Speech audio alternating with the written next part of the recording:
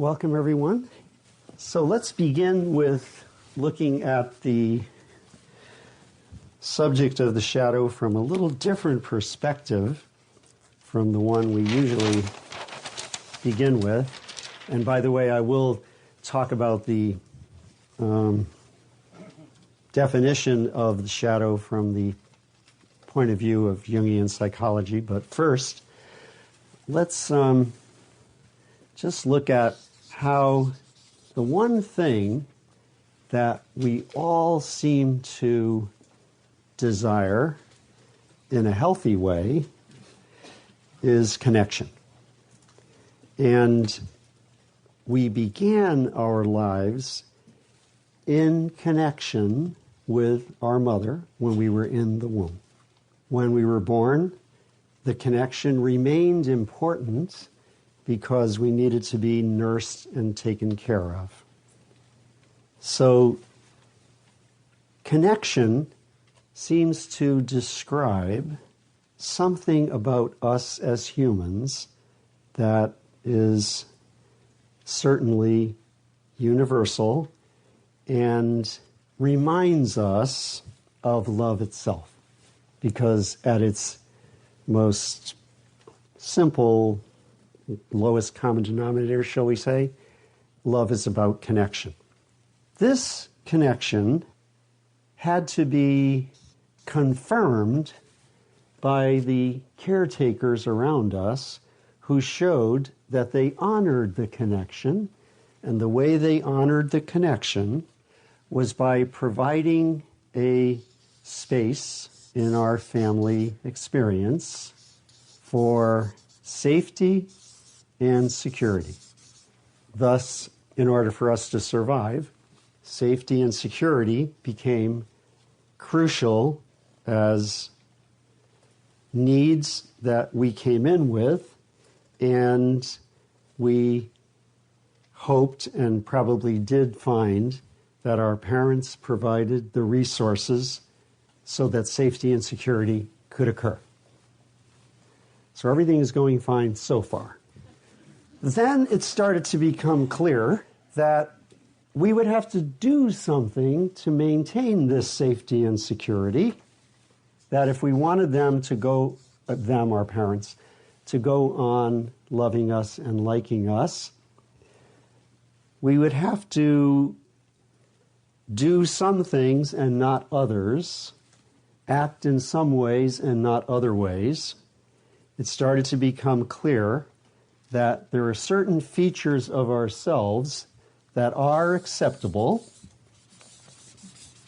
but there are also some features that are unacceptable, and the acceptable ones lead to continued safety and security, and the unacceptable ones lead to distance, possibly rejection, possibly abuse, possibly a sense that the connection is threatened.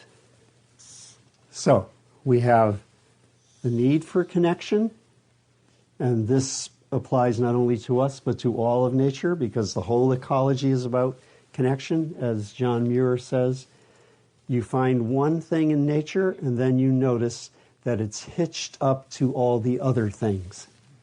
And that will be true of us too. Each of us is hitched up to our families, the people around us, the people that we're in relationship to, so forth. And that in order to maintain the connection in a safe and secure way, with some people, it becomes unconditional, and you feel safe and secure just as you are, no matter who and how you are. And with other people, it's very conditional, and you only will feel safe and secure with them if you maintain a certain level of behavior that's pleasing to them. When you notice that the safety and security are unconditional from someone, that is trust. What is trust? I feel safe and secure being just who I am, and you will include me in your connection unconditionally. And I feel mistrust when I notice that you will only maintain your connection to me under the conditions that you have set. So what's a baby to do? He would have to notice which behavior and traits are acceptable, and these he would express. Notice which ones are unacceptable, and these he would have to not get rid of, but hide. Oh, you can't be this way around here, so I better not be this way around here.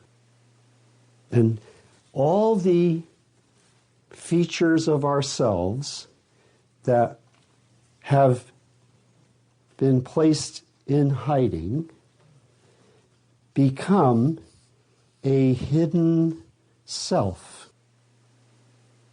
And Carl Jung, who came up with this idea of a shadow, and I'll explain his definition shortly, said that we hide so many features of ourselves that they become a splinter personality inside of us, and the acceptable part of us is shown to the world as a persona.